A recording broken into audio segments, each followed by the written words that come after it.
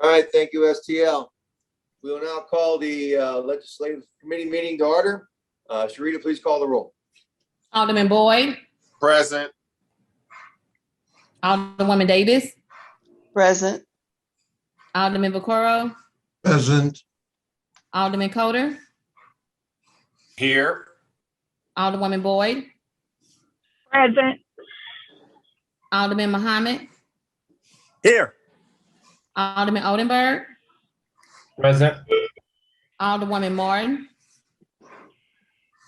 Alderwoman Navarro, Present. Alderwoman Middlebrook, Alderwoman Clark Hubbard, Here. Chairman Vollmer, Present. President Reed. Here. 11 present, you have quorum. All right, thank you very much, Sharita. What we're before us today is the beginning of a long journey towards Board Bill 101 to redistrict the city and actually cut our wards down from 28 to 14. What's going to happen today, I just wanted to get us together and do like an overview of the process that we will be enduring for this next 8 to 10 weeks. We will be having a lot of meetings, at least once a week, maybe two in the future. We will be having meetings such as this where we're going over structural things and discussing what we need to do for us. We will be having public meetings and public input. The goal is to make this process fair, equitable. Legal is the most important thing. This is a legal process we are doing. We'll have experts in the field coming before us. We will take this and make sure that we are following the guidelines, that we make this as fair and as equitable as possible. And as we're all aware, there is a process out there with a ballot proposition to try and take this process away from us. Well, we legally have to be done with this by the end of the year. So we're moving forward. To us, the ballot proposition is their worry, not ours. We do our job. We do what we're supposed to do. We are the elected officials. This is our job. And we have to complete this process and do it as best as we can. So I'm going to let the president, he has some comments he would like to put forth. He is also the co-sponsor of this bill. So with that, I turn over to you, Mr. President. All right. Thank you, Mr. Chairman, and also members of the committee and members of the public and media, people who may have joined us here today, for taking out your busy time to join us for this very important meeting. I've had an opportunity to be part of two redistrictings. First one was, just not a good process and not a good outcome at all. The second one, we were able to achieve 100% participation from members of the board. We were able to get everyone on the board as co-sponsors and to vote in favor of the map, which is a good thing. This map is going to be made even more challenging because of what we must achieve through this mapping process. We have to cut the wards in half, the number of members in half, doubling the size of the wards. We know, based on the data that has come back, there's been an increase in African-American population leaving the city. We saw those trends picking up 10 years ago under that map, and they've picked up even more under this one. And as the chairman stated, this is a legal process, and this is a legislative process. So it's important that we remember that. This the legislative branch of city government that draws the map that is charged by the city under the city's charter to do so. It's also important to note that redistricting, as it is, it's a state function, right? It's functions of the state, not the federal government. It's state functions. The federal government the main part that the federal government gets involved in is as it relates to Voting Rights Act of 1965, things that make their way through court when we're looking at fairness and mapping. So the question becomes, what are some of the requirements under the state of Missouri that we must achieve. Some of the things they talk about in the state of Missouri and under our Constitution is compact and continuous, right? What that means is that as much as possible, it's important that districts conform to natural shapes, right?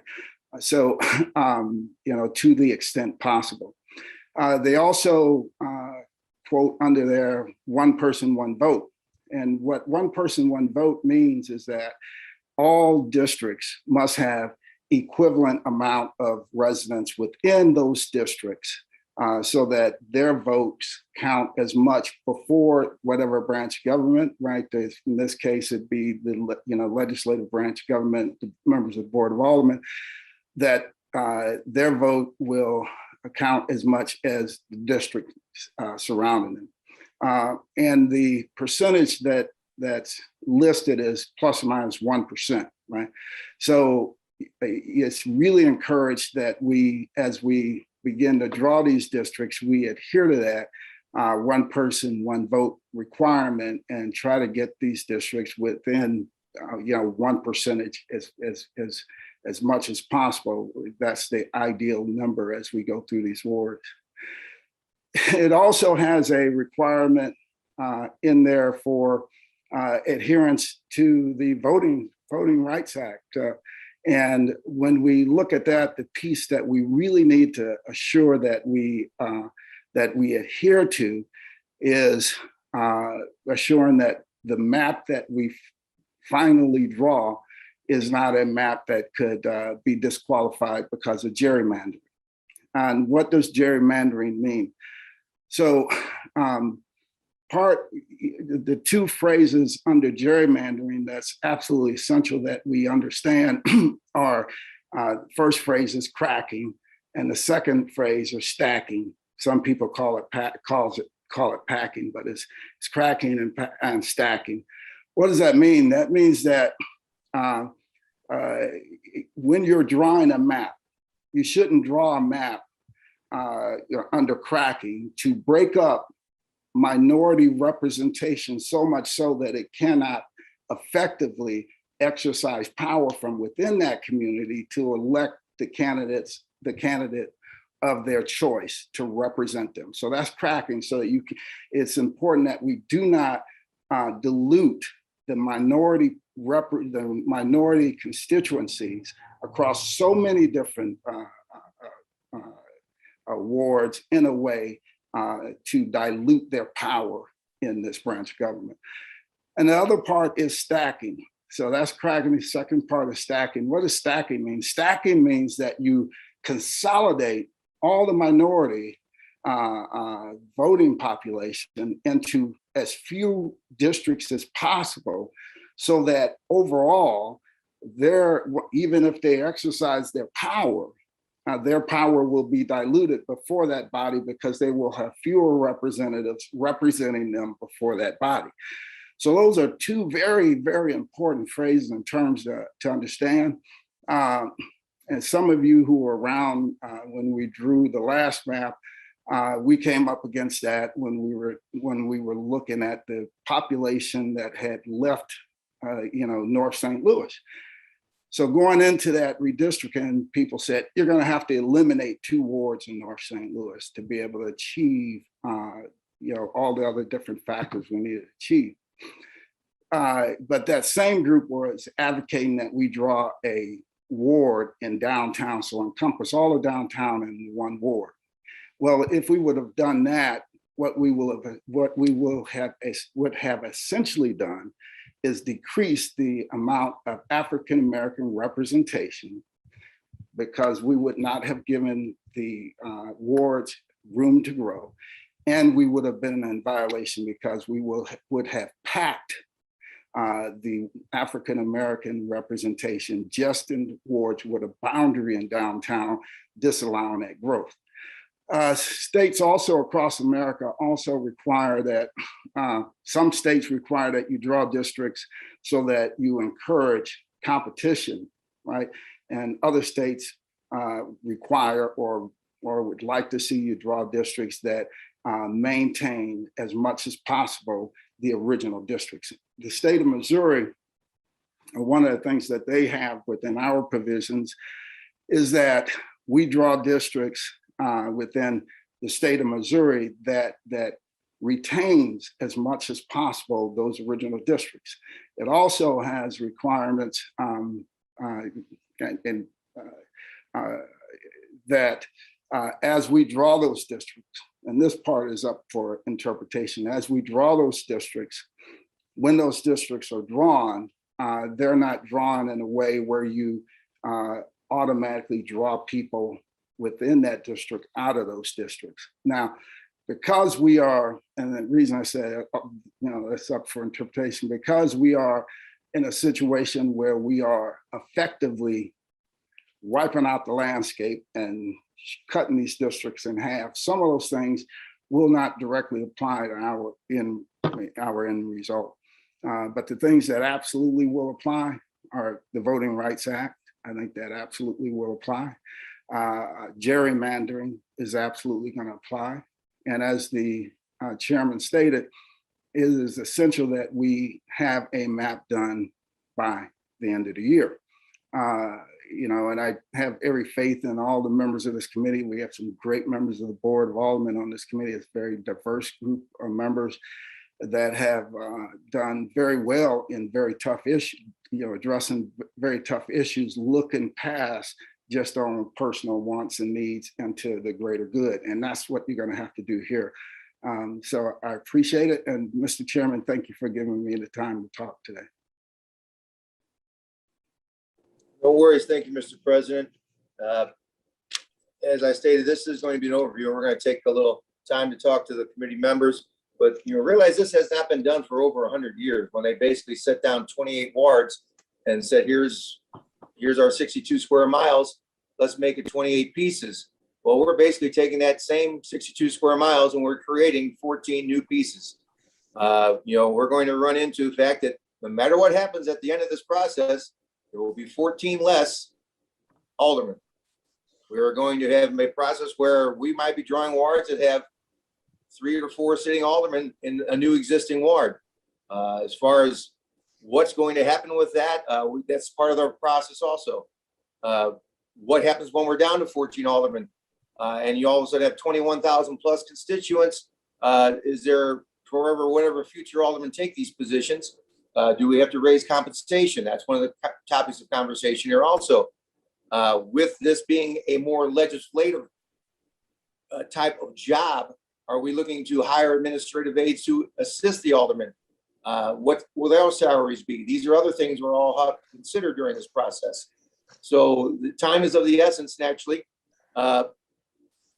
So we're going to schedule meetings. I know that next Tuesday already at 10 a.m. or 11 a.m. we'll have another meeting. Mr. President, you raised your hand, I saw.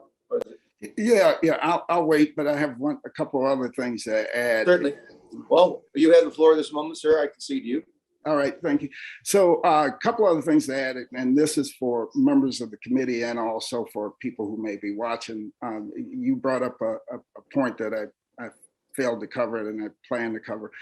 So the question becomes, what happens with staffing? What does staffing look like? What does the resources look like post this redistricting? So one of the things that I'm going to ask this committee to do, and the chairman and I discussed this, and the importance of it is to develop a plan, and you all develop that plan. The chairman, with whatever members that the chairman has worked with to develop that plan, will present that plan to the personnel committee.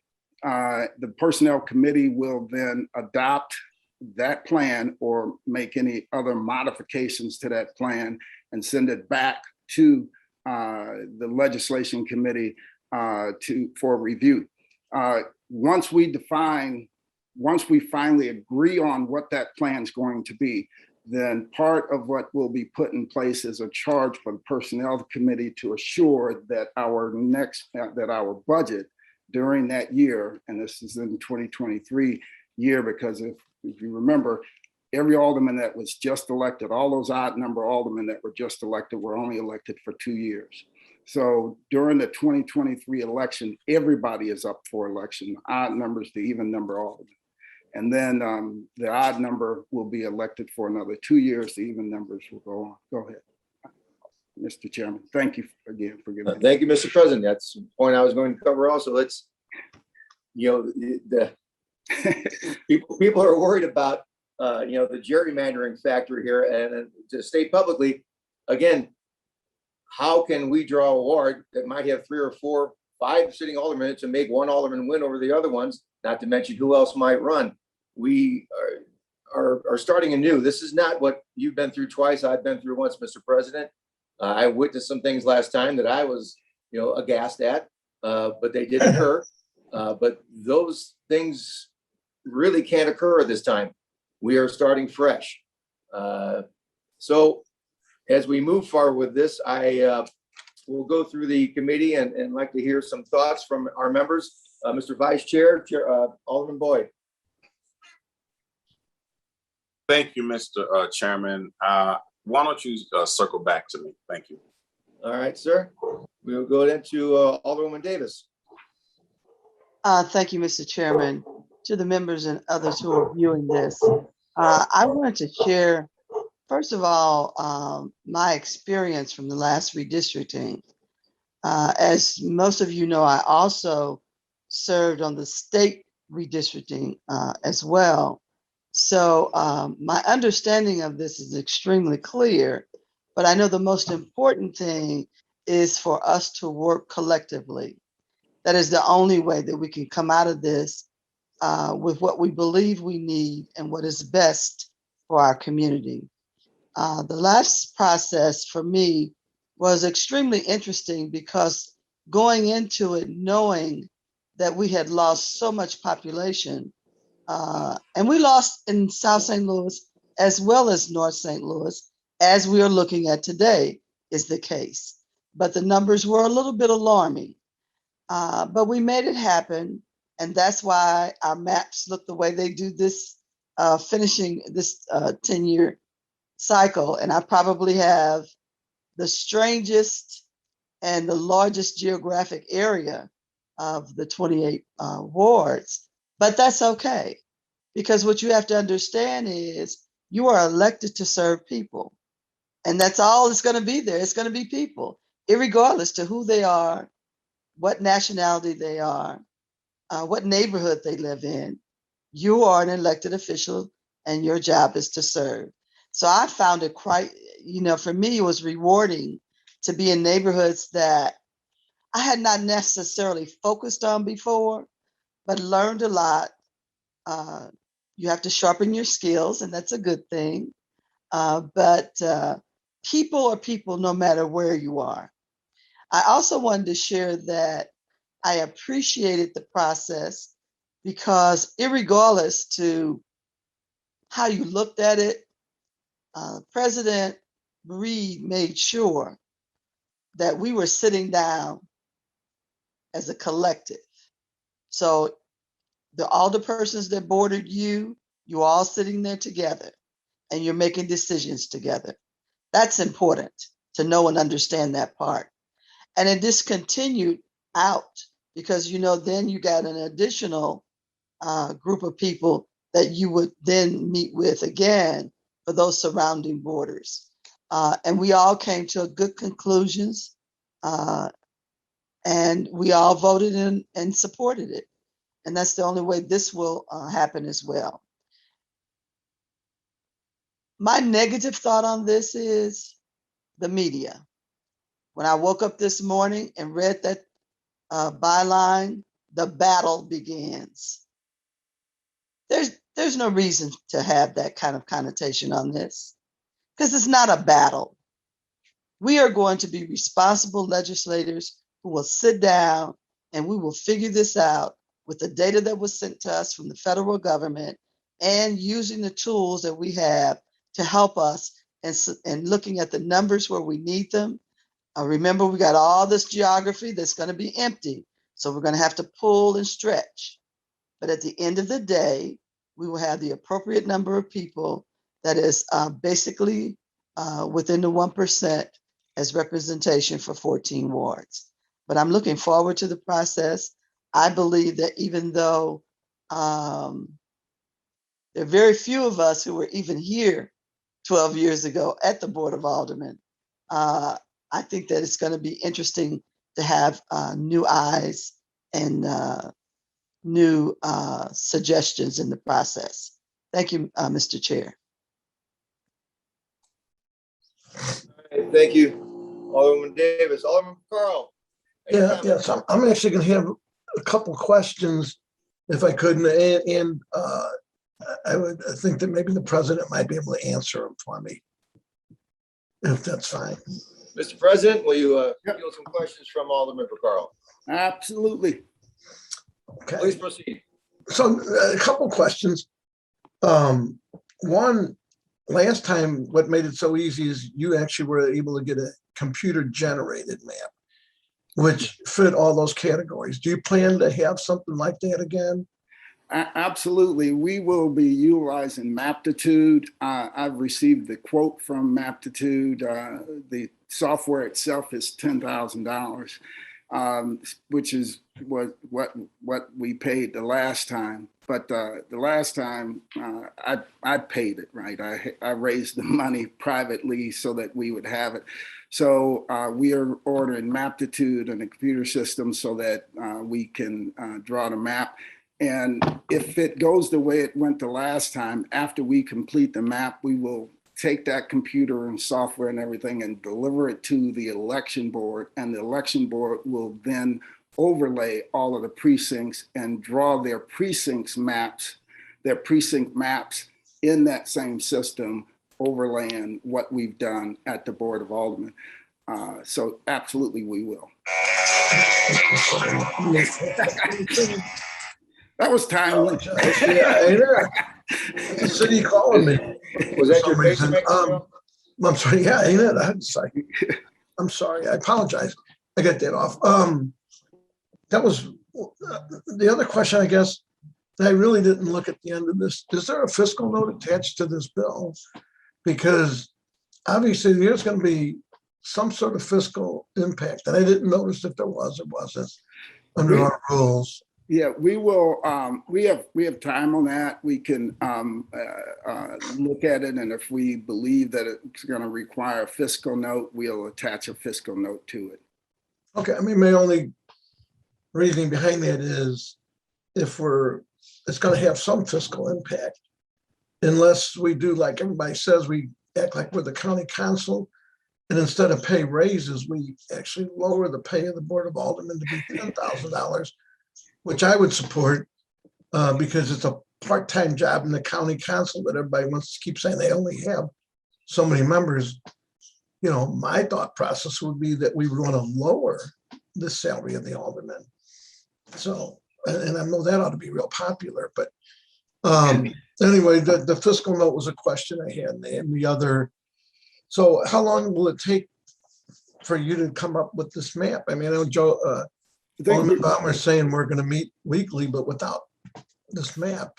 The part of what you all will be doing as you're meeting weekly, and in the interim during that process, you will be working on iterations of the map, right? Once we get the software in. And we will be, along the way, we will be getting, legal opinions on some of the components and things that we're working on within the map, or ideas that may come up, right? To make sure that every step along the way, we're operating within the legal framework, so that at the end of it, we have a map that's legal, a map that is a fair representation of the population of the city of St. Louis, and one that will not divide the city further. And I believe we're going to be able to absolutely achieve that. But the other thing I think is really important to underscore here, all the members of this committee that are sitting on the committee, I so much thank all y'all for serving. You all have always raised your hand for serving on Ways and Means and so on and so forth. And for other members that are just watching, the word that you need to keep in mind through this process is compromise. You cannot draw a map without having a spirit of compromise. Everyone will lose something through this process. That's just where we're at. But compromise. If you're one of these people that come to the table and have to have 100% of what you want, you are going to be very disappointed because you will not get it. That is not what we're doing here. Everyone will compromise. So people who are other members that aren't part of this committee that hear this message, please share it. And members that are members of this committee, please share it so every one of our colleagues and members of the board understand that this is about compromise. Okay, so this will be my last question. It's probably a two-part question. So I understand under the charter how that works. I also know they were out there on the petition, which they want to do something beyond the charter. And this is why two parts. One, are they trying to change the charter? The other thing, anytime a ballot initiative is done, it's given to the election board. There was a lot of confusion last time on that strange voting thing, that how it came to the Board of Aldermen, why it didn't get to us, or why it. So that thing eventually has got to come to us to look at. Yes, but it depends on how many signatures are finally certified. If they can get enough signatures certified, it'll be something that essentially goes straight to the ballot, right? And that's what they're pushing for, to be able to do that so that their charter amendment goes straight to the ballot. They do have things listed in their charter amendment that are already prevalent at the Board of Aldermen. They talk about, conflicts of interest and us having to do financial disclosure forms, and those financial disclosure forms being available to the public. All of that happens right now. Anyone that's listening to this video, that's watching this meeting, they can go to the Missouri Ethics Commission and get our financial disclosure forms. That all those things are public, and it's already a requirement of the Board of Aldermen. But they also have in there that they want to disallow us from being able to change the faulty voting system that they put in place. And I just think that's outrageous. I think, they're using the city of St. Louis for a test case, but when you go to California in the districts that they vote in, they do not have that in their districts, but they're more than willing to bring it to St. Louis and try to get us to do it. I say first do it in your districts if you would like to have it in ours. So I guess I was a little confused in the answer. So they wanted to do their election like in the middle of summer. You mean okay? So they're outside the charter. Are they changing the charter to also change the dates? Yeah. And if they do, just as a for instance, they do, and by the time they get theirs and they don't get it in time for the next election. I mean, first off, are they changing the charter? So their initiative is a charter amendment. And here's the thing: states across the country have prohibitions on retroactive laws. The federal government has prohibition on retroactive laws. The state of Missouri also has a prohibition on retroactive laws. By the time their ballot initiative would pass, they plan on having it on the ballot for a February election. Our map would have been drawn and been made law. So it would, essentially be a retroactive law. We're operating under the current charter.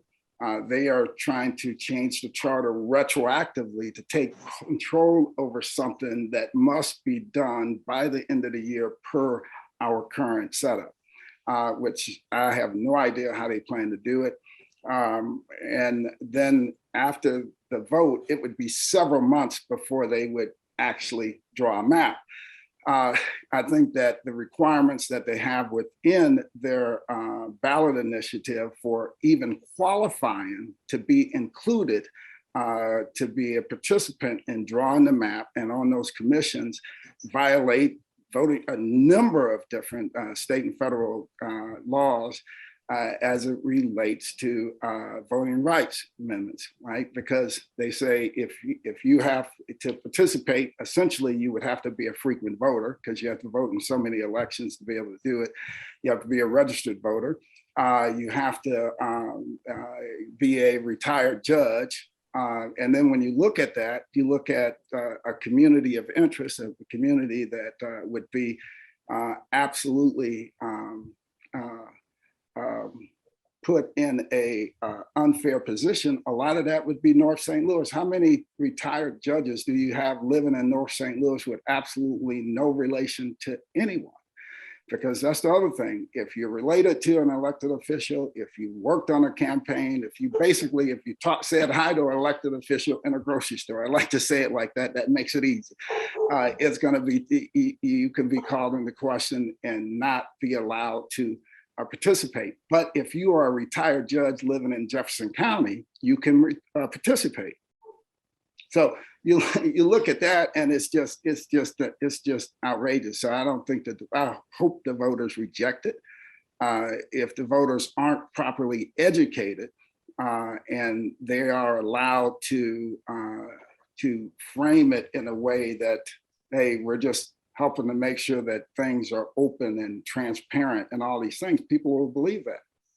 But we have a process that's already, outlined in our charter, in terms of us passing things into law that by its very nature, especially with the modifications we made with having things streamed and all these other things, that's open and fair.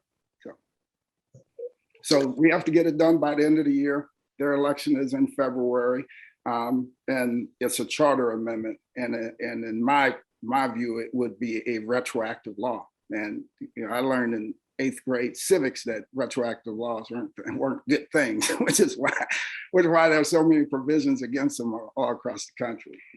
So and this will be the end of my little spot here, but so if this were to pass, it sounds to me like you're saying it would affect the next redistricting 12 years from now, not going backwards. Absolutely. Okay, those are curious questions. Thank you, thank you, Mr. Chairman. All right, thank you, Alderman Carl. Alderman Coder, any questions or comments for this process? Jack, you're muted, sir. Need to unmute. Sorry. No questions. Okay. Looking forward to working with members of the committee on this important process. Following the charter and the various laws around redistricting. Okay. All right, I believe that concludes his input. Alderman Pamela Boyd. Alderman Boyd, you have anything to add or ask? I don't have anything to add. I just have something to add. And I just want people, because I agree with Alderwoman Davis with the media and the hype and all of the craziness. I just ask the committee as a whole to block out the noise, because the noise is what's gonna distract us and get us away from what our job is. And our job is to look at drawing a map for a whole city, and it's gonna be different. I wasn't here 12 years ago, so it's new to me, just like that election was when we had the Prop D chaos. So, it's a learning process for me. And I think every year I'm on this board, I learn more and more every year. And so it's sad when you have people that are like sponges and are trying to learn. And then you have people that are trying to cut all that out. So you wind up wiping the slate clean, and you have all new people that's walking around in blinders on. So I'm just asking us as a board, as Alderwoman Davis stated, to make sure that we're working together. President Reed, and I was always taught in politics, compromise is the main thing. Everybody don't get what they want. And trust me, I know better than anybody, you don't get everything you want. but you compromise and you move on and say, okay, how can I make it work for my community? So that's all I ask, is just block out the noise and let's get ready to do the work. Thank you. Thank you, Alderwoman. Alderman Muhammad, any questions, comments? I have none, Mr. Chairman. I look forward to working with the committee. Thank you, sir. Alderman Oldenburg.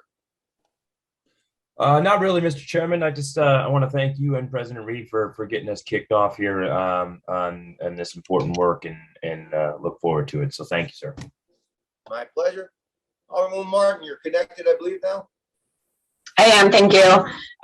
Thank you for chairing this. I know this is going to be tough, but I do look forward to representing my current constituents and ensuring that that they are represented in a fair way. I do think a couple things are important. Like it or not, we are reducing, and I do think it's a real opportunity to change the way we do a few things at the Board of Aldermen.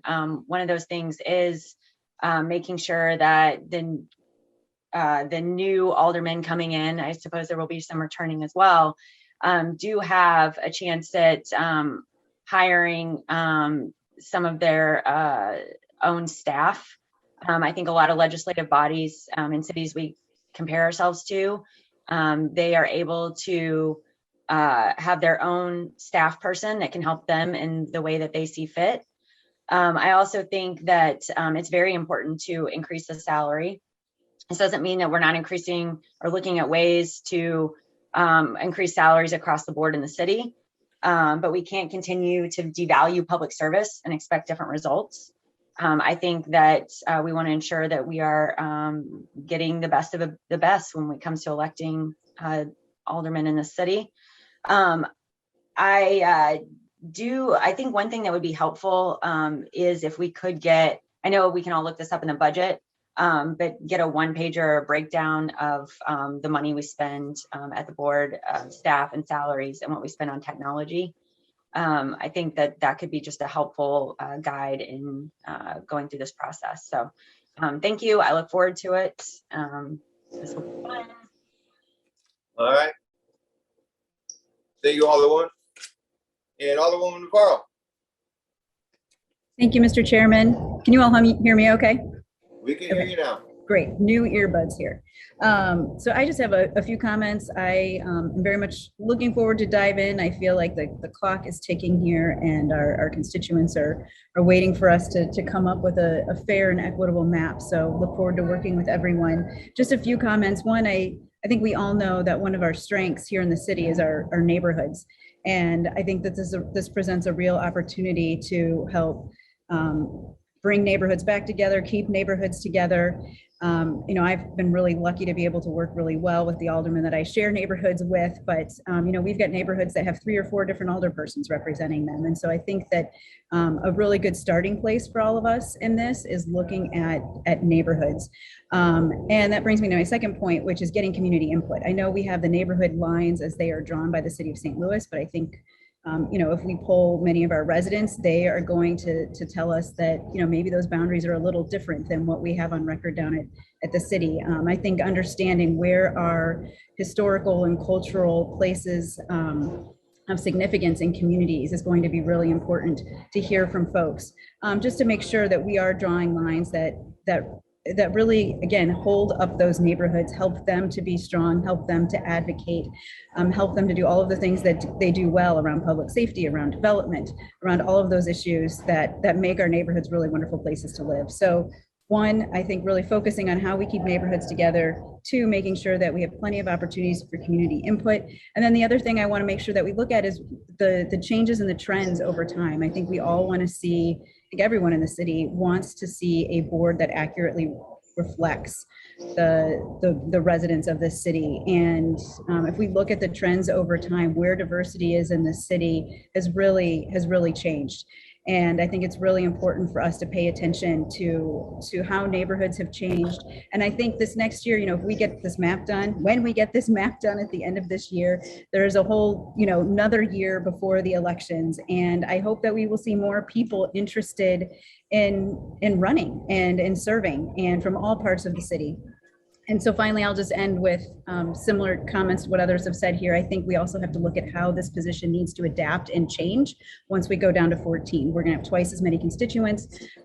People are going to have larger wards and in most cases geographically as well. And so everything from how we do ward capital to aldermanic salary, aldermanic staffing, how constituent services are responded to.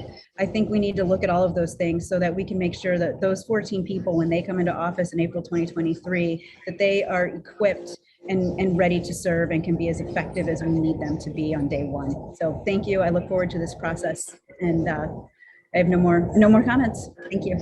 Thank you, Alderwoman. Alderwoman Middlebrook, are you with us? Alderwoman Clark Hubbard. Alderwoman Middlebrook is probably on her honeymoon. She got married over the weekend. Well, that's no excuse. You should just zoom in. So most things have already been said. Of course, I'm the newest to this process, the newest on this committee. So I look forward to working with you. I will just say, ironically, today we're starting this process on National Voter Registration Day. So any of you all that are out there listening, if you really want to engage in this process, you can use your most powerful vote, and that is your vote. So make voice, that is your vote. So make sure you and everybody around you is registered to vote. Today is National Voter Registration Day. Thank you, Alderwoman. It's also National Drink a Beer Day, so why don't you combine the two today?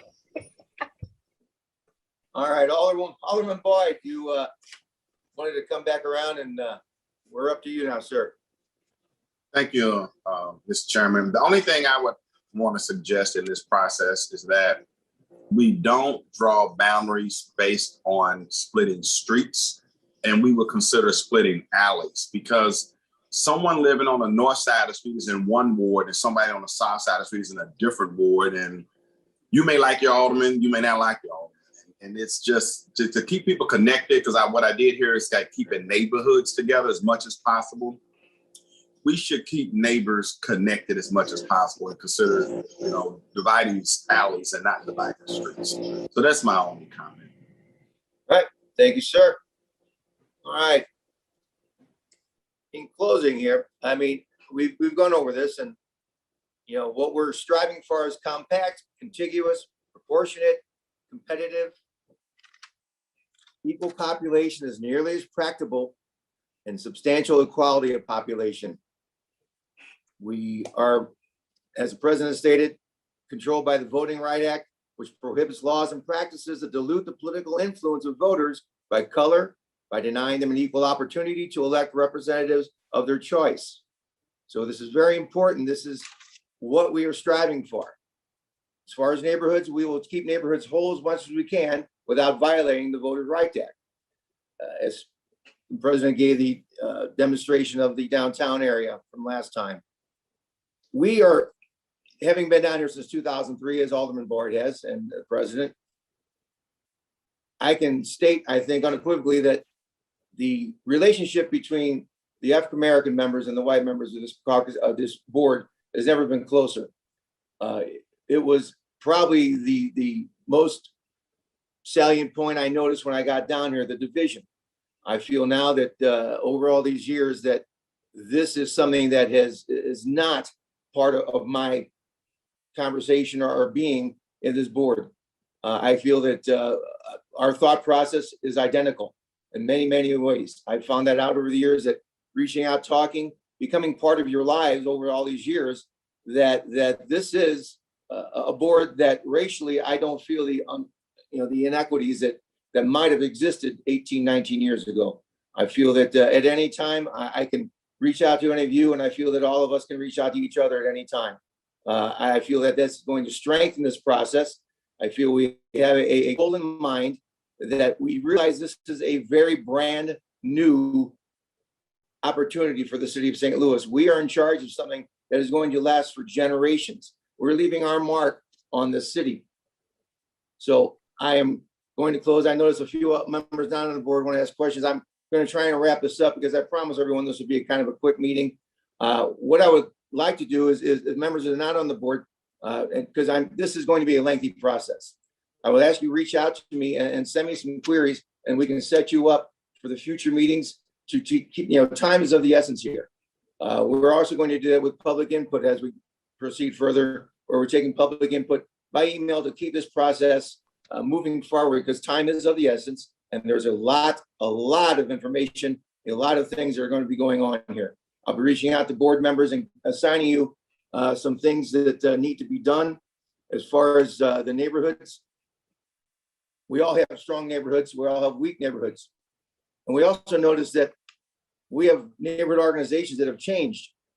Say in my Southampton, Northampton area, at one time I had the Kings Highway Hills Neighborhood Association in Tilly's Park. Well, Kings Highway Hills is enveloped into the Tilly's Park neighbors. I'm sure that some of you have had the same situation, as some neighborhood associations have lost membership or have not been as active. So the amount of associations and active associations are very important to get their input from also. So I'll have be assigning one of the members of the committee to reach out to all the aldermen on the board and try and find out what our strengths are in neighborhoods and neighborhood associations, so we can have very good input from the people living in the communities. So at this point, I believe President Reed, you have some people lined up to help educate us in future meetings. Absolutely. So part of what we will be doing is working to bring in some professionals, like as we begin to look at some of the legal matters, the chairman would like to have like a question answer session, maybe with whatever our legal counsel would be, within parameters that we can operate within, given the fact that they may be representing us on something. But also a session with National League of Cities, the National Council of Local Governments, and some of those other entities that have a wide variety and big volume of information and professionals to draw from. So the chairman has asked me to work to get some of those things lined up. So my staff will be working to get those resources put together for future meetings for the committee members also. Okay, and hopefully the president and I have been working, in this, and I want any of you members to feel you can reach out for me anytime personally. Getting the mapping situation set up is the most immediate and pressing need, and the president's working on that. We'll have that set up so we can get something going. But right now we're trying to educate and let the public know that what we're going to do here is going to be as fair and as open and as legal. And legal is the biggest point here. We are a body of legislators. We are a law-abiding body. We create laws. We must do this by law. So that is the number one thing we're looking for, legal, and then the equities and keeping neighborhoods, everything we've talked about all day today. So with that, I'll close. I will entertain a motion for excused alderman. The Alderman Middlebrook is the only one missing, I believe, today, so I'll excuse her for necessary absence. I move to excuse the alderman from the second due to her being on a fabulous honeymoon, I hope. Second. So that is a great excuse to not be here. Yeah. I don't know. That's probably one of the weakest excuses I've heard in a long time. With that, I'll entertain a motion to adjourn. Excuse me, I Chairman. believe next Tuesday at Mr. 11 Chairman, Mr. Chairman, you got to take that vote. You got to take the vote. I'm sorry. He All in ain't. favor? It's been a while since I had to do this. Sharita, please call the roll.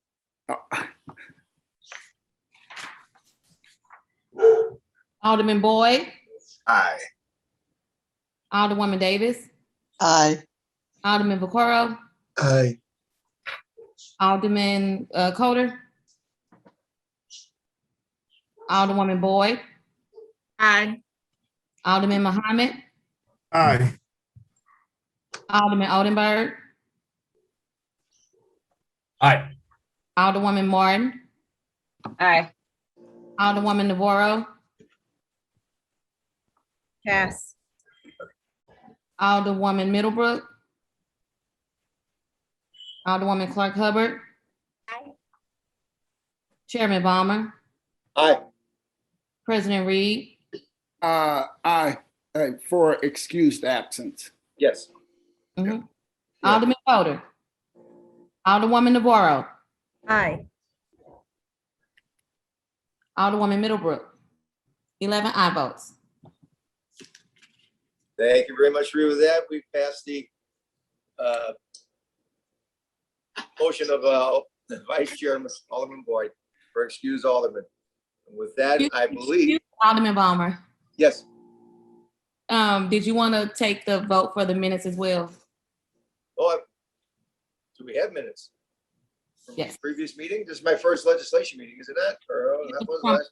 From June 24th, from the previous session. Yes, sir. I'm getting old. It's been a while.